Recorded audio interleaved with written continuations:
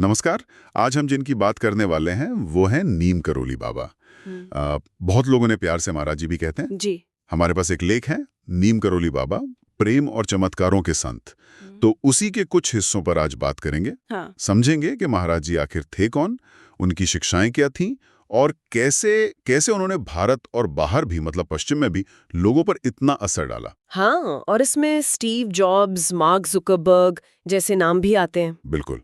तो चलिए जरा गहराई से देखते हैं उसे। हाँ, ये वाकई में मतलब सोचने वाली बात है कि कितने सीधे साधे दिखने वाले संत का प्रभाव इतना इतना फैला हुआ कैसे हो सकता है।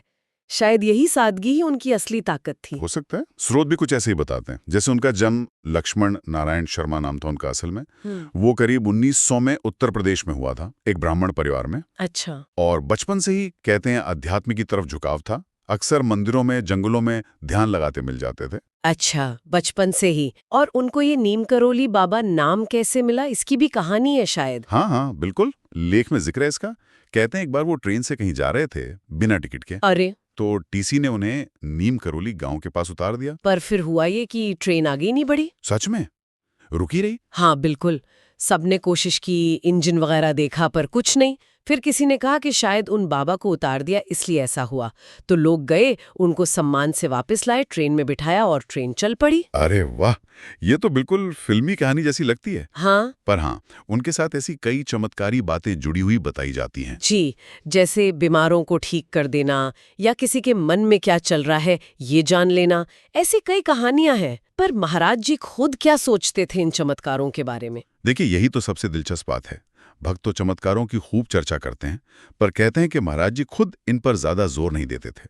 उनके लिए सबसे बड़ा चमत्कार वो प्रेम था। प्रेम। हाँ, वो कहते थे कि ये सब तो होता रहता है, असली चीज है प्रेम और सेवा, करुणा। अच्छा, तो मतलब उनकी जो मुख्य शिक्षाएं थीं वो इसी प्रेम और सेवा के इर्द गिर्द घूमती थीं। बिल्कुल, बहुत सीधी, बहुत सरल शिक्षाएं।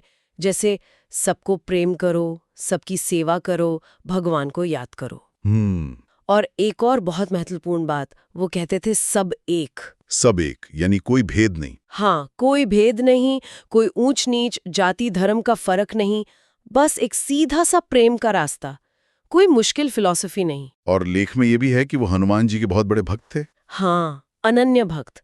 कई लोग तो उन्हें हनुमान जी का अवतार ही मानते हैं, मतलब हनुमान जी का ही एक रूप। अच्छा। जी, उनके आश्रमों में, खासकर कैंची धाम जो नैनीताल के पास है, 1964 में बना था शायद। 1964। वहाँ हनुमान जी के मंदिर खास तौर पर मिलते हैं। उनकी भक्ति में वो हनुमान जी वाली निस्वार्थ सेवा और शक्ति की झलक दिखती है, ऐसा लोग मानते हैं। ये कैंची धाम तो काफी मशहूर है और यहीं पर शायद पश्चिम के लोग भी उनसे मिलने आने लगे थे 60s 70s के दशक में। हाँ बिल्कुल, वो एक दौर था जब बहुत सारे पश्चिमी युवा आध्यात्म की तलाश में भारत आ रहे थे। सही। और उनमें एक बहुत बड़ा नाम था रिचर्ड अल्पर्ट का। हार्वर्ड में प्रोफेसर थे वो। हाँ हाँ सुना है। वो महाराज जी से मिले और इतने प्रभावित हुए कि उन्होंने अपना पूरा जीवन ही बदल दिया। वो बन गए रामदास। रामदास। उनकी किताब बी हियर नाउ, बी है ना। वो तो बहुत फेमस हुई थी पश्चिम में। बिल्कुल, उसी किताब ने महाराज जी को पश्चिमी दुनिया में बहुत पहचान दिलाई। उसने एक तरह से दरवाजा खोल दिया। और सिर्फ रामदास ही नहीं, स्टीव जॉब्स भी तो गए थे कहते हैं। हाँ, स्टीव जॉब्स भी आध्यात्मिक शांति और मार्गदर्शन के लिए कैची धाम आए थे, शायद भारत यात्रा के दौरान। और फिर बाद में उन्होंने मार्क जुकरबर्ग को भी सलाह दी थी वहां जाने की। ये बात भी जुकरबर्ग ने खुद बताई है। जी हाँ, और सिर्फ टेड जिवित के लोग ही नहीं, अभिनेत्री जूलिया रॉबर्ट्स ने भी कहा है कि उन्हें महाराज जी की एक तस्वीर से प्रेरणा मिली। कमाल है, मतलब एक संत जो ज्यादातर कुमाऊं की पहाड़ियों में रहे, उनका असर दुनिया के कोने कोने तक पहुंचा। हाँ, ये दिखाता है कि उनकी वो सीधी सरल शिक्षा, प्रेम करो, सेवा करो, उसकी ताकत कितनी ज्यादा है। वो किसी सीमा या संस्कृति में बंधी नहीं है। तो अगर हम इन सारी बातों को समेटें तो स्रोत हमें एक ऐसे संत की छवि दिखाते हैं जिनका जीवन सादगी, भक्ति और गहरी करुणा का प्रतीक था, है ना? बिल्कुल, और उनकी विरासत आज भी जिंदा है।